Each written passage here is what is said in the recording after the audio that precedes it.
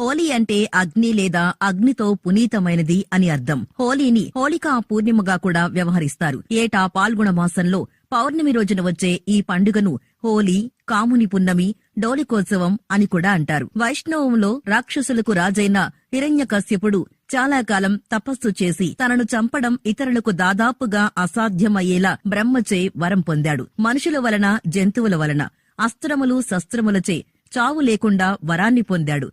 దానితో అతడికి దురహంకారం పెరిగి స్వర్గం, భూమిపై దాడి చేశాడు. ప్రజలు దేవుళ్లని ఆరాధించటం మాని తనను మాత్రమే పూజించాలని ఆజ్ఞాపించాడు. ఇదిలా ఉంటే తన కుమారుడు ప్రహ్లాదుడు నిత్యం విష్ణుమూర్తిని స్మరిస్తుంటాడు.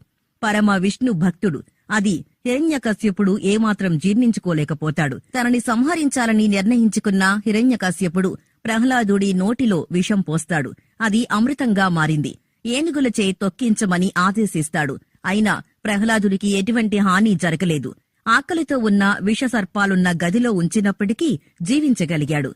హిరణ్యకశ్యపుడు తన కొడుకుని చంపాలని చేసిన ప్రయత్నాలన్నీ విఫలమయ్యాయి. చివరిగా ప్రహ్లాదుణ్ణి హిరణ్యకశ్యపుడి యొక్క సోదరి అయిన హోలికను పిలిచి ఆమెకున్న శక్తితో ప్రహ్లాదుణ్ణి మంటల్లో ఆహుతి చేయాలని ఆమెని కోరతాడు. దీంతో ఆమె ప్రహ్లాదుడిని ఒడిలో కూర్చోబెట్టుకుని మంటల్లోకి దూకుతుంది. అయితే విష్ణు మాయతో ప్రహ్లాదుడు ప్రాణాలతో బయటపడగా హోళికా రాక్షసి మాత్రం ఆ మంటల్లో చనిపోతుంది.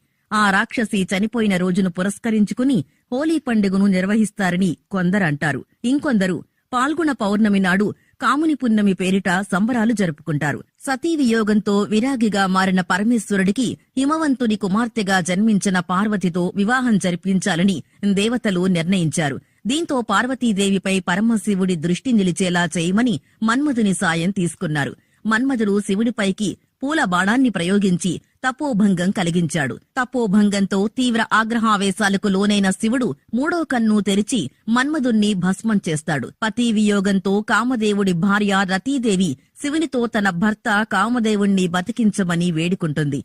శివుడు అనుగ్రహించి శరీరం లేకుండా మానసికంగా బతికే వరాన్ని పాల్గొన శుద్ధ పౌర్ణమి రోజున ప్రసాదిస్తాడు. కాముడు తిరిగి బతికిన రోజు కావడంతో కాముని పున్నమిగా పిలుస్తారు. అలా కోరికలు దహింపచేసిన రోజు కావడం వల్ల ఆ రోజు కామదహనం పేరుతో మన్మధుడి బొమ్మను గడ్డితో చేసి తగలపెడతారు.